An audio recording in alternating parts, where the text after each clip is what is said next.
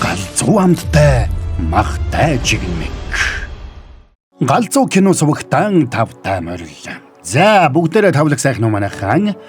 Энэ удаад буруу та нартай бас нэг галзуу киног ярьж өгөхөр сонголоо. За ямар кино вэ гэхээр 2015 онд гарч байсан The Chronicles of Evil гэдэг кино байна гэж. За Google-д үзсэн чи одоо хорон санаатын тэмдэглэл гэж л орчуулагдж байгаа юмдгүү да. За тэгээд одоо crime, mystery, thriller төрлийн энэ солонгос кино та нарт таалагдана гэж бодоод хэдэн бороонууд нь ярихаар сонгосон. За тэгээд нэмж олон юм яриад яах вэ? Тэгэхээр хэдэн бороонууд нь энэ галзуу киног Хунжи брендийн жинхэнэ борцолсон махтай жигнэмэгтэй хамтран хүргэж байна. За үнэн галзуу гоё амттай махтай жигнэмэг гэдэнгээ програмын тайлбарыг үзээрэй гэж. За тэгээд та нар маань гол нь лайк сайн дараад өгцгөөгөөрэй. Тэр чин л одоо хэдэн бороонуудад нь бөөн уран болон шүү дээ. Бас галзуу кино Instagram хуудасаа дагаарай. Ингээд энэ галзуу киноны тайлбараа эхлүүлье.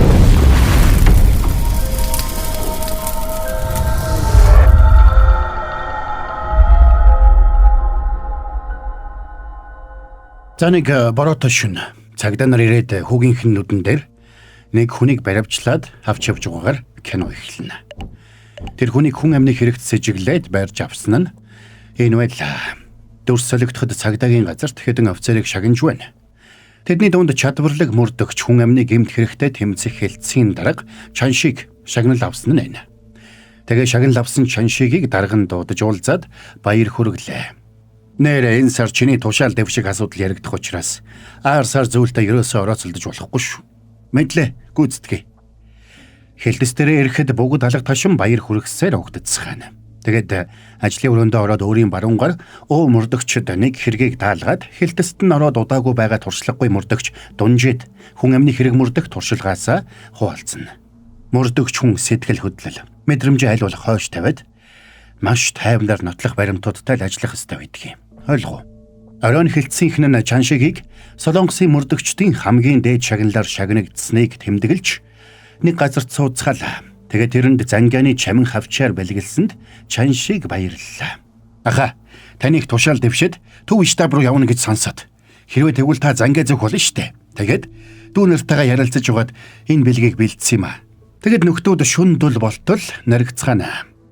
Цаг нэлээд орой болсон хойно мөрдөгч тэргүүтэй хэлтсийнхэн нь мань хүнийг таксинд суулгаж өгөөд явууллаа. Сэтгэл нь хөдөлсөн Чаншиг таксинд суугаад эхнэр хүүтэйгээ утсаар ярьж гэрлүүгээ явж байгаагаа хэлээд хэсэг зөөрмгөлнэ. Сэрэгт нь такси нэг л өөр газар явж байгааг мань хүн анзаарлаа. Тэгээ жолоочийг буруу замаар яваад байгааг нь хэлсэн ч жолооч үг дугарлгүй уламбор хурдалсанд байдал буруугаар эргэж байгааг ойлгоно. Чи над машина зогсоод би цагдаа хүн байна зогсооч. Нааш яасан чанга дуутай навшгүй. Тэгэд бүр хурдалсанд Чаншигч зогсоох санаатай зууралдана. Тэгсэн нөхөр машина замын хажуу руу зогсоогоод шууд хутга бариад буугаад ирсэнд Чаншигч болгоомжлно. Тэгэд дайрсан чи Чаншиг чадварлагаар бултаж машины нөгөө талд гарч амжлаа. Би цагдаа хүн байна. Чи яг над руу дараад байгаа. Чи ямар яршигтай навшгүй. Чамд баримтлагжсэн Ким Тэгүг ерөнхийлөгчийг санаж гинөө. Чи мөнгийг нь аваад суллаа үсттэй. Пак Пёншиг, Жон Анмо, Ганнами Имюнчин бүгднгээс чи мөнгө авсан бидтэй муу адгийн авш. Би хинээс ч мөнгө аваагүй. Чи андуураад байна. Мөнгө авсан эсэг чи надад хамаагүй. Чи үхэж байж би хүн шиг амьдрах гээд байна. Тийм болохоор ингээд үх навш минь. За тэгэхэд залуу хутгаа далайж дайрлаа.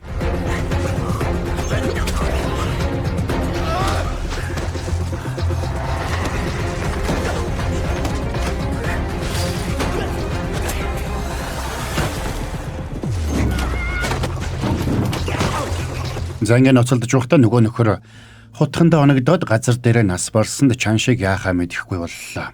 Тэгээ цагдаа дуудлага өгөх гэж байтал удсанд нь дуудлага ирж дарга нь холбогдож байна.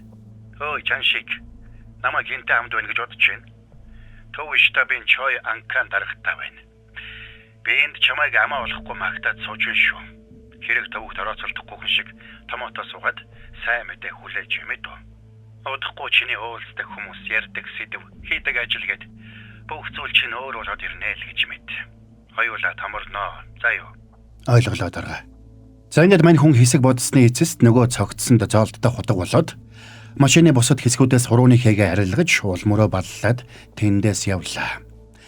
Маргааш нь хотод баригдаж байсан нэг кран дээрээс дүүжилж үхсэн хүний цогцос олдсон нь нөгөө жолоочийн цогцос байж таарна.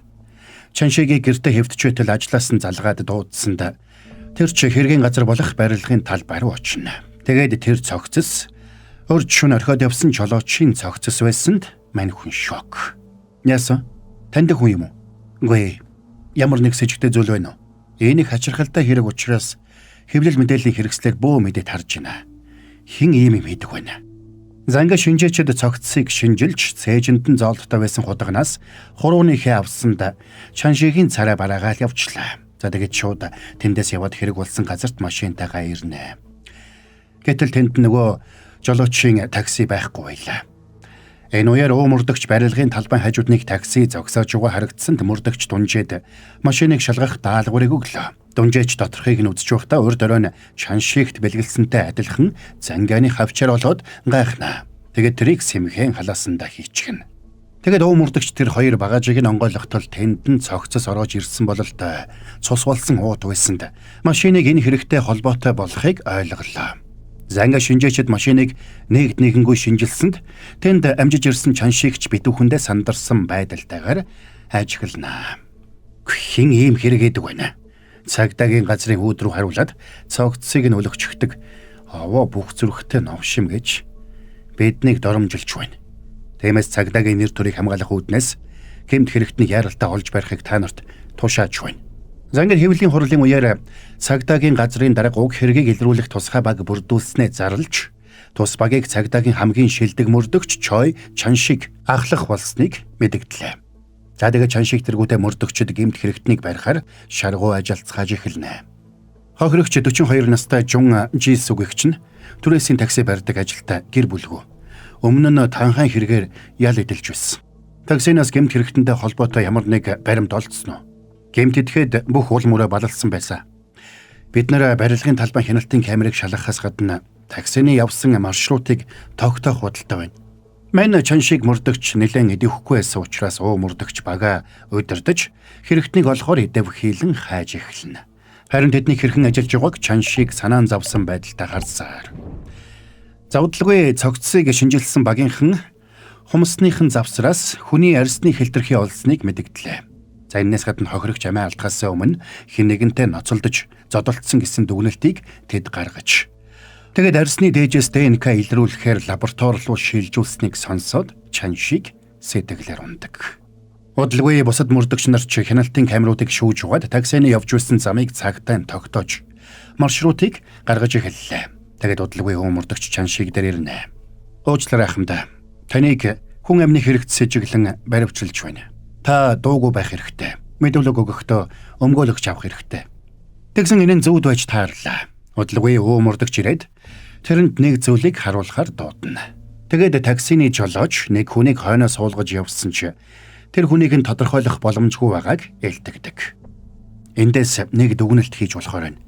Ард нь сууж явсан хүнийг хүн амны хэрэгтэй гэж үзэж байна. Таксины явсан замыг нь ухраагаад үзвэл удахгүй ямар хүн хаанаас суусныг тодорхойлж болно гэж бодож байна. Чаншиг тэндээс гарч яваад анх таксинд суусан газрын хяналтын камерыг очиж харлаа. Оройн дунжээ таксинаас олсон Занганы хавчаараа бариад бодол хийлэн сууж байтал мөрдөгч ирнэ. Яагаад ганцаараа гүйрээд байгаа? Хэлцэг хин чин дээр л хэд байна уу? Үгүй. Зүгээр л энэ хэрэг нэг л сэжигтэй юм шиг л мэдрэмж төрөөд байна да. Нэг л сэжигтэй. Оройн Чаншиг ажил дээрээ ирээд хартал залуусан ямар нэг сэжиг авсан шинжгүй ажилцгааж байна. Тиймээс тэр яг өөрийнх нь таксинд суусан хэсгийн камерыг хэн шүүж байгааг сэмхэн судална. Тэгээд яг тэр хэсгийн бичлэг бүхий дискийг аваад халаасандаа хийсэнд эсрэг талд нь сууж исэн дунжээ. Би нэг бичлэг оллоо. Гэж хэлэхдээ тэр нэг диск халаасандаа хийж байгааг нь анзаарчихна. Тэгсэн дунжээгийн олсон бичлэг дээр нэг цовтай хүн таксины багажийг онгойлгож байна. Тиймээс тэд яравчлан бичлэг хийгдсэн газар руу хөдөлцгөөнө. Тэднийг очиход нэг малгайтай цам цөмссөн залуу тэнд явж таарад цагдаа нарыг харсан даруйда хар хурдаараа зүгтаачлаа. Тэгэхээр цагдаа нарч нөхрийг хөөнө.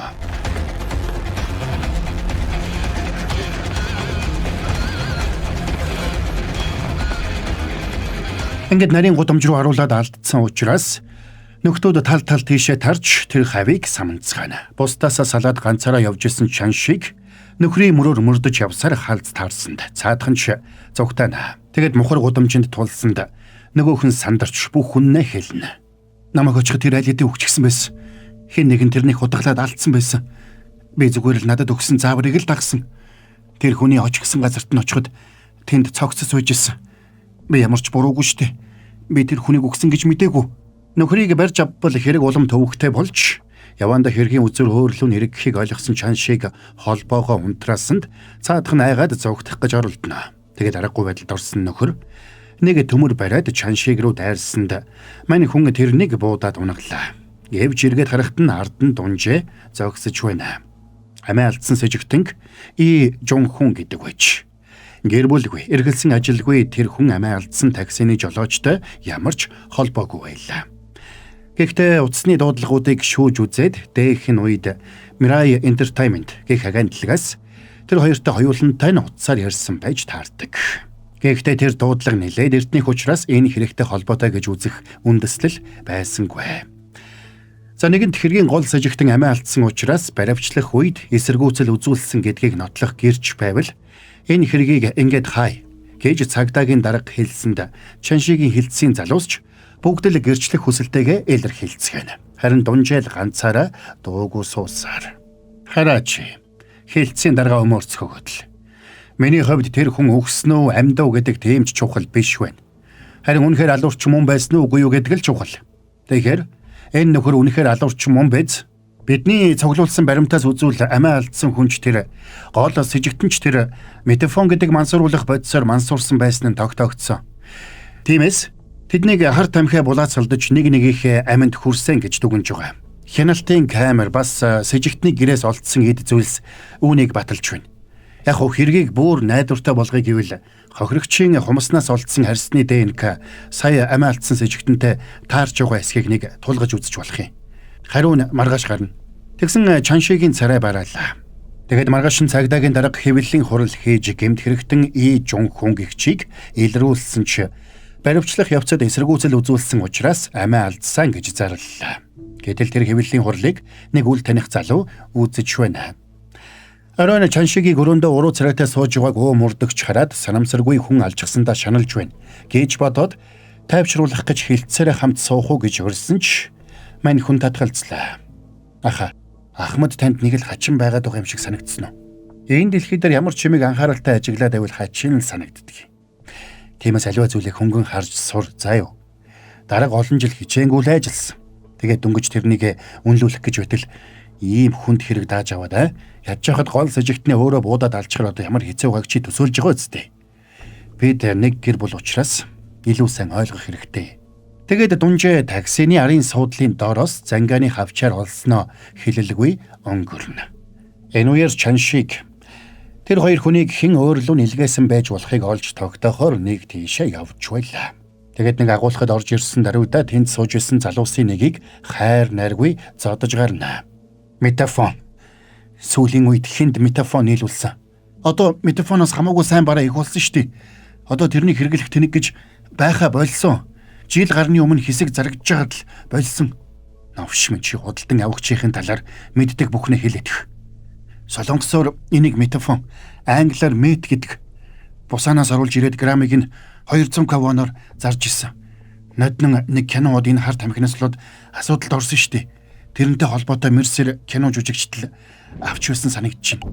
Занга Чаншиг тэр харт амхны хэргийг судална.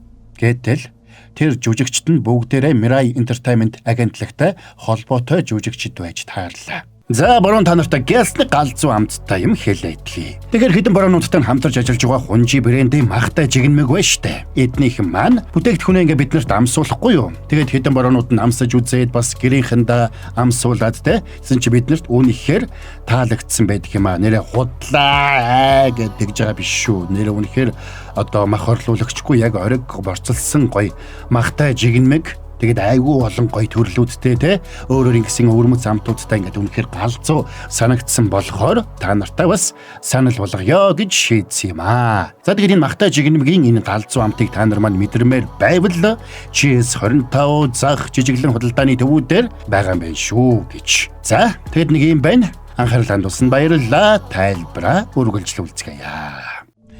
Маргааш нь ажил дээр ирэхэд нь уумурдагч сандарчихсан дарга нь ууртай байж байна.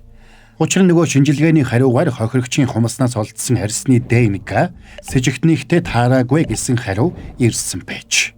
Энэ ч н одоо юу болж байгаа юм? Орон даяараа тэр хүнийг алуурчингээ зарлчихсан байдаг. Гэтэл чи алуурчин биш хүнийг алжчихсан байна. Энэ бүх баасаа чи одоо яаж цэвэрлэх гэж байна? Одоо нэгэнд өөр арга байхгүй болсон учраас энэ хариуг гараагүй гэж бодъё. Би шинжилгээний хэлтсийн даргатай холбогдъё. Тэгээд энэ хэргийг бүр мөсөн хай. Нэгэнд хяналтын камер бас бусад баримтаар тэрнийг буруутай гэдгийг нотлох хангалттай баримт байгаа учраас энэ хэргийг ингээд хай. За ингээд хэрэг хаагдсан ч Чаншиг энэ хэргийн цаад эзнийг олохоор шийднэ. Тэгээд Mirai Entertainment руу очиж хар тамхины хэрэгтэй холбогдож байсан Ким Жингу гэгч жүжигчнийг лавллаа. Гэвч агентлагийн менежер тэрнийг хэрэгтэй холбогдсныхоо дараахан агентлагаас гараад сураггүй алга болчихсон гэж хэлдэг. За энэ үеэр Дунжаач хотын хяналтын камерын төв дээр цагдаагийн газраас алга болсон нэг бичлэгийг сургалаад очсонд цаадууланч бичлэгийг гаргаж өгөхөр боллоо. Харин Чаншиг нэг хуучин байшинд ирж утсаараа зураг дарна. Дунжаа ажил дээрээ ирж бичлэгийг үзтэл тэр нь тэдний Чаншиг даргыгаа таксинд суулгаж өгчөөсөн бичлэг болж таарлаа. Тэгээд ажлаасаа гартал Чаншигтай таарна. Миний маш их хүндэлдэг нэг дарга байдгийн. Тэгсэн би хүн амны хэргийн газараас тэр хүний хэд зүйлсийг олсон. Би тэр явдлыг зүгээр нэг тохиолдол гэж бодсон ч тэр хүн чухал эдмүрийн баримтыг нууж байгааг нь харчихсан. Тэгээд тэр чухал гэрчийг барьж авсан ч баривчлахын оронд шууд буутчихсан. Бас тэр хүний нуусан баримт нь хяналтын камерын бичлэг байж таарсан. Бичлэгээс үзвэл тэр хүн өөрөө хүн амны хэргийн сэжигтэн байж таарад байна. Энэ тохиолдолд би яах вэ? Ямар нэг зүйл болсон нь тодорхой. Тэгээд би ингэж шийдсэн. Мэдэх бүхний тэр хүнд хэлье гэж. Тэгээд тэр хүнээр өөрөөр нь шийдүүлэе гэж шийдсэн. Тэр хүн энэ хэргийг ухаалгаар шийдэж чадна гэдэгт би итгэж байна. Тэгээд Дунжаа зангааны хавчаар болоод дискийг үлдээгээд явлаа. Маргааш нь Чаншиг ажлынхаа гадаа машиндаа сууж итэл Mirai агентлагаас холбогдож нөгөө хайгаад байсан Жингю гэгч жүжигчэнтэй холбогдсныг хэллээ. Сонирхолтой нь тэр хүн өөрөө надтай холбогдсон. Тэгээд намайг таны талаар хэлсэн чинь таныг сайн таньдаг, өөрөө очиж уулзна гэсэн. Нэрээ тэр хүн Сангам дүүрэгт Можо гэдэг нэг баар ажилуулдаг юм байна лээ. За тэгсэн Чаншиг амиа алдсан залуугийн гэрт авсан зургуудаа харж угаад тэнд Можо гэсэн нэрийн хуудас байгааг хараад шууд тэр баар руу явлаа. Хожигт нь баар ажиллаагүйч хаалган нээлттэй байна. Тэгээд тэнд байсан нэг ширээн дээрх календарт янз бүрийн хаягуудыг тэмдэглэснийг хараад мөрдөгч рүү залгаж тэр хаягуудад тухайн өдрүүдэд ямар нэг хэрэг гарсан эсхийг шүүлгэхээр өгнө. Тэгсэн тэр 3 хаягт гурвууланд нь хүн амны хэрэг гарсан байж таарлаа. Гэхдээ тэр 3 газар амиа алдсан хүмүүс нь бүгдээрээ цагдаагийн офицер хүмүүс болохыг мөрдөгч хэлсэнд Чаншиг тэр хүмүүсийн нэрийг сонсоод нэгийг бодлоо. Олон жилийн өмнө мань хүн залуу мөрдөгч байхдаа 12 хүн нэг дор хордож үхсэн нэг ноцтой хэргийг мөрдөж байж. Удирдлага нь энэ ноцтой хэргийг хайралтай илрүүлэхийг тушаасан учраас цагдаа нарч холбоотой байж болзошгүй гэж үдсэн хүмүүсийг бүгдийг нь цуглуулж хайр найргүй байцаажээ. Гэвч тодорхой сэжүр олж чадаагүй байна. Удирдлага нь тэднийг толгой төрөөгүй загинж хэргийг илрүүлж чадахгүй бол бүгдээрээ зайлахыг шаардсанд тухайн үед хилцээг нь ахалж байсан одоогийн цагдаагийн газрын дарга нь тэдэнтэй зөвлөлдөөд нэг хүнд хэрэг тохоод баривчилж байж. Тухайн үед тэр хүний гэмт хэрэг үйлдсэн гэдгийг гэрчилсэн 2 хүн байсан нь амиа алдсан таксины жолооч бас өөрт нь буудулсан сэжигтэн 2 болохыг Чаншиг саналаа. Харин хилсээр гүтгэгдээд шоронд орсон хүний хүүг Ким Чингю гэдэг байсныг тэр бас санана. Тэгсэн гэнт тэр өдөр Чингю гэгч жүжигчин залуу өөрөө цагдаагийн газарт ирлээ. Би саяхан нэг хүн алсан. Бас нэг хүний цогцыг баригдаж байгаа барилгын кранаас дүүжилсэн хүн байна. За тэгсэн цагдаа нар сандарцгааж энэ талаар шууд Чаншигт мэдэгдсэнд мань хүнч гараад ирлээ. Гэтэл тэр залуу Чаншигаас өөр хүнд мэдүүлэг өгөхгүй. Гэж гүрийсэн учраас аргагүй байдалд орсон Чаншийг байцаахаар болно. Нөхөрөө тэдний яриаг нөгөө өрөөлөв дамжуулах төхөөрөмжийг унтраасан тохиолдолд мэдүүлэг өгнө гэж зүтгэсэн учраас цагдаагийн дарга нарч арга буюу зөвшөөрлөө. Байцаалтаа эхлэе. Чи үнэхээр Жон Жисүг ихчийг алсан уу? Би чамайг тэр хүнийг алахыг харсан байхад яаж би тэр хүнийг алсан байх вэ? Уг нь би энэ хэргийг нэг их ноцтой асуудал болгохгүй байж байгаад өөртөө ч нуулзъя гэж бодсон ч та нар дахиад л ийм чухал хэргийг арга цагаад өнгөрөх гээд байх шиг болохоор нь өөрөө хүрээд ирлээ. Аавд чинь тохиолдсон явдлаас болж ийм зүйл хийсэн биз дээ. Өмнө нь болсон хүн амны хэрэгүүд бас энэ удаагийн хэргийг чи бүгдийг нь зохион байгуулсан биз дээ. Одоо энэ бүхний зогсоо. Айлэрт болоод өнгөрсөн явдлыг орхисон нь дээргүй юу? Уг нь тэр хүн чамайг зүгээр алдсан бол ийм зүйл болохгүй байх байлаа. Гэтэл чи тэр хүнийг алснаас болоод бүх зүйл төвөгтэй болоод байна. Чиний ачаар хэрэг харин ч сонирхолтой болоод байна. Чамайг цөхрөнгөө барахыг харах хөвгөлтэй байна. Хүн өөрийн хийсэн хэрэгээ нуун дарагдуулах гэж дараагийн хэрэгээ хийсээр эцэст нь гар гарцгүй шаварт шигддэг юм да. Нэгэнд чи миний гар хөлвөлж байсан хүмүүсийг арлсан болохоор одоо чи тэдний үүргийг гүйцэтгэх хэрэгтэй болоод байна. Миний дуусгахыг хүсэж байгаа хүнийг чи дуусгаж өг. Үгүй бол тэр шүн хүн алж байгаа бичлэгч надад бүрэн ихээр байгаа шүү. Намайг хэнийг дуусгуулмаар байгааг гадарлаж байгаа үсттэй. Чи айл хэдийн хоёр хүн алжсан биз дээ. Нэгийг нэмэхэд ямар ялгаа байна? Чамд 2 цагийн хугацаа өгье. Чи харин өөрөө яг одоо зогсохгүй бол би чамайг өөрийн гараар ална шүү. Чи өөрөө л мэд. Хэрвээ шийдвэрээ гаргавал над руу мессеж бичнэ биз. Тэгэд байцаалтын өрөөнөөс гарч ирсэн Чаншиг мэдүүлгийг нь болсон хэрэг явдалтай ерөөсө зогсохгүй байгаа учраас тэр хүнийг жинхэнэ хэрэгтэн биш гэж дүгнсэн гэдгээ даргадаа хэлдэг. Дарганч тэр хүнийг үнэхээр энэ хэрэгтэй холбоотой эсхийг нэгтэлж шийдэхийг Чаншигийн хамтрагч Кам мөрдөгчд даалгалаа. Кам мөрдөгч нөгөө залууг байцааж үзээд ямар нэг бодиттой зүйл ярихгүй байгаа учраас мөрдөгчдийг төөрөгдүүлж байна гэж үзээд сулал харуулна. Харин энэ бүх хугацаанд цаашид яахаа Чаншиг нухацтай бодсоор. Тэгэд ажлын үнэмлэхээ ширээн дээрээ гаргаж тавиад бууга авч дарга дээрээ очтол дарга нь Олимпик парк гэдэг газар тулах хүлээн авалт руу явчихжээ. Тэгсэн мөрдөгчийн залуус ч нөгөө жүжигчин Чингүү гихч залууг цагдаагийн газраас нууцаар дагаж яваад Олимпик парк руу оруулаад алдсан гэдгийг хэлсэнд Чаншиг сандарч тийшээгээ явлаа. За энэ үеэр Чингүү Чаншиг руу залгана. Цаг болсон. Шийдвэрээ гаргасан уу? Чи энийг яг одоо зогсоо. Би чамайг зогсоо гэж тушааж байна. Ийм зүйлч болох болов уу гэж бодсон юм аа.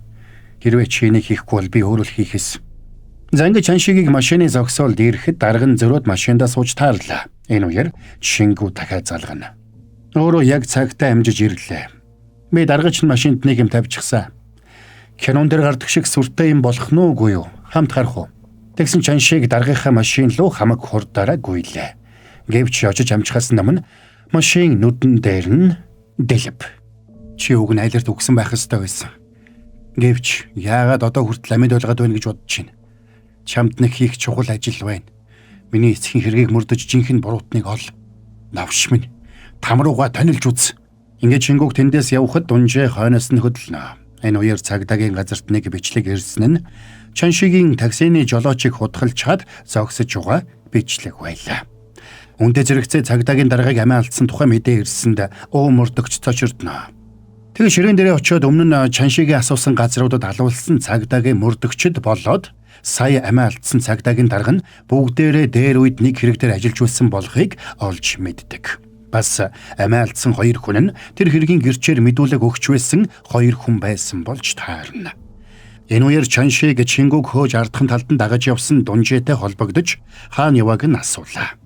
Дунжээ, би чиний хэлснээр 2 хүний амьд хүрсэн нь үнэ. Гэхдээ надад шалтгаан байсан. Энийг ярил урт түүх болно. Гэхдээ чиний хэлсэнчлэн би энийг зөвөр шийднэ. Эннээс өмнө би наад залуутай чинь уулзах хэрэгтэй байна. Наадах чинь их аюултай хүн. Намайг очтол чи наад залуутайгаа тулж болохгүй шүү. Хараанаас алдалгүй дагаад угаарай. Нөгөө талд Кам мөрдөгч Чаншигийг баривчлуулахын тулд бүх цагдаа нараа хөдөлгөж утасны дугаараар нь байршлыг нь тогтоохыг тушааж байлаа. Харин мөрдөгч ганцаараа мэдээллийн лавлах руу залгаж нэг хүний мэдээллийг тодруулж байна. Чингүү чи ирчээрээ явсаар Можо бааранда ирсэнд Дунжи араас нь ирлээ. Чингүүг додогшоо ороход тэнд нь савта хар тамхи бүхий тариур байсанд нөхөр төсөлгүй хар тамхиг өөртөө тариад ухаанаа алдаад мансуурна. Харин Дунжи гадаа нь хэсэг зогсож угаад додогшоо орлоо. Тэгсэн утсан дуурч өөмөрдөгч холбогдоод тэрнийг нэг газар яаралтай ирж уулзахыг тушаадаг. Харин мансуурсан Чингүү өөрийнхөө хүүхэд насны дүрийг харж байна. Тэгсэн удалгүй Чаншиг ирээд бууга тулгана. Одоо л ирж байгаа мó. Миний жүжиглэлт хэр байсан? Сайн байсан уу? Би бол зүгээр л нэг жүжигчин. Найзынхаа тушаалыг дагаж хийсэн. Харин тэр найз маань миний их хайртай хүн. Чи ямар новшоо яриад байгаа? Чи миний найзад мөрдөгч хүн сэтгэл хөдлөл мэдрэмжээ аль болох хойш тавиад маш тайвнаар нотлох баримтуудтай л ажиллах ёстой байдаг гэж хэлж байснаа санаж гинөө. Дунжи юу? Энэ үеэр өөмөрдөгч Дунжитай уулзаад буу тулглаа. Дунжи, одоо чи энэ бүхнээ зогсоо. Чи бол Ким Бунсугийн хүү, Ким Чингүү үздэй. Аавыг чинь баривчилсны дараа чи хүнд үрчлэгдэж чаа Дунжи нэртэй болсон биз дээ. Гайхалтай юм аа. Чи ингэж болохгүй. Энийг одоо зогсоо. Хөөе чи битгий хөдөл. Өөмөрдөгчөө, намайг үнэхээр баривчилж чадах юм уу? Тэгээд Дунжи мөрдөгч рүү дайраад орно.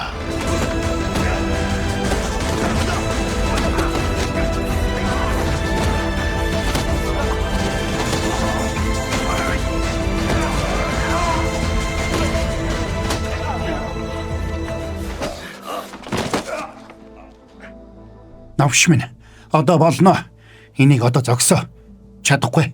Надад амжуулах нэг ажил байна. Дунжи, муу навшоо. Уучлаарай, өөмөрдөгчөө. Надад нэг тус болооч. Тэрнтэй уулзах үедээ тэрнийг битгий алаарай. Учир нь тэр бол миний хувьд их эрхэм хүн баг юм. Тэр хоёр бүр хүүхэд угаасаа нөхөрсөн нь тэр байж. Ингэж хэлээд Чингүү ухаан алдлаа. Тэгсэн Чаншигийн хүн залгаад Дунжиг ирснийг хэлдэг. Дунжи, би чамаас гоё. Гэр бүлийнхнийг өршөөч. Би аавыг чинь гэмгүй гэдгийг баталж жинхэнэ хэрэгтнийг илрүүлж устгаж өгье. Би чамд амлая. Амлснаа биелүүлээрэй дээ. Хүүч нь одоо парк дээр байна. Хурдан эрсэлчин дээр шүү. Зангид парк руу давхих замдаа болж өнгөрсөн бүхнийг Дунжи зохион байгуулсныг Чаншиг ухаардаг. Эрэгтэн Дунжиж хүлээгээд зогсож байна. Миний хүү хаана байна? Аавыг минь хэлс хэрэгт хэлмэгдүүлээд аваад явхад би танаа хүүтэй чадсан байсан. Миний аав намайг өсгөх гэж байдгаараа хичээдэг байсан. Тиймээс мөрийтэй тоглоомын газарт үйлчлэгч хийж гар хурууных нь үзүүрт зарагддаг байсан. Гэвч нэг л өдөр аав минь оройтод гэртээ ирээгүй. Тэгээд би аавынхаа ажил дээр очтол ажлынхын хүмүүс тэрнийг доромжилж хайр найргүй зодж байгааг харсан. Чи байсан байх нэ. Тийм ээ. Би энийг хийсэн гэж та нарт өчнөө хэлсэн ч та нар итгэхгүй. Хуурамч баримт бүрдүүлж аавыг маань баривчилсан. Тэгээд миний аав цаазаар авахулах ял авсан. Тэгээд би чаа Дунжи болсон. Тэгэхээр одоо яах вэ? Амлснараа миний аавын хэрэгт буруутай этгээдийг устгах уу? Энэ үеэр цагдаа нар ирээд бүсэлж аваад Чаншигийг бууга буулгахыг шаардлаа. Ингээд та миний аав шиг хүүгийнхээ нүдэн дээр алуурчин болж хувирлаа. Энэ бол миний төлөвлөсөн төгсгөл. Хэрвээ Ахмад та амлалтандаа хүрэхгүй бол цаашид би юуны төлөө амьдрах юм? Тиймээс одоо амлалтаа биелүүл. Яаж яваад хоёулаа ийм байдалд орчих вэ? Гэвч Чаншиг тэрнийг буудлгүй дээшээ буудаад бууга газар хайсанд цагдаа нар тэрнийг баривчлаа. Тэр үеэр олон жилийн өмнө аавыг нь баривчилсан шөнө Чаншигтай уулзаж байснаа Дунжи санана. Аха, тэр хүмүүсийг би алсан юм аа. Ах нь ойлгож байна. Аав чинь ч тэр чийч тэр сайн хүмүүс гэдгийг ах нь мэдж байгаа. Тийм болохоор чи үнэн ч шудраг сайн хүн болохыг хичээгээрэй. Ингээд Дунжи халааснасаа буу гаргаад өөрийгөө буудсанд Чаншиг тэрнийг тэврээд цорхрон ойлно. Тэгээ Чаншиг хүүгийнхээ нүдэн дээр гавлуулад машинд суугаад явдаг. Машинд суугаад явж байхдаа жилийн өмнө Дунжитай ярилцаж байснаа санана. Алба хаан хаасан 29-р нэгжид. Офицер сайн байна уу? Сайн. Таныг дандаа ярьдаг. Маш шулуун шударга, үнэн зөвийн талд бат зогсдог хүн гэж хэлсэн. шудраг байх гэж хичээдэг л юм. Чи ягаад манай хэлтэст орохоор хүсэлт өгсөн юм? Зүгээр л хоёулаа сайхан хамтарнаа. Энэ уулзалтаа чан шиг ингэж санснаар кино маань конец фильм. За энэ галзуу киноны тайлбар маань дуслаа. Өмнө нь ийм нэг янз бүрийн асуудал байгаагүй бол тэгээд сайхан хамтрах байсан байх та гэж. За энэ галзуу кино маань тэгээд та нарт таалагдсан гэж найдаж байна. Энэ галзуу киног Хунжи брендинг жинхэнэ борцолсон махтай жигнэмэгтэй хамтран хүргэлээ. Үнэн галзуу амттай махтай жигнэмгийг та нар маань амсч үзээгүй бол амсаад үзээрэй гэж муу бурган санал болгоё. Тэгээ амсаад үзсэнтэй харамсахгүй гэж. За тэгээд та нарт маань блогийнхэн тайлбар ойлгомжтой байж таалагдсан биз. Таалагдсан бол та нар маань лайкасан дараад өгцгөөгөөрэй.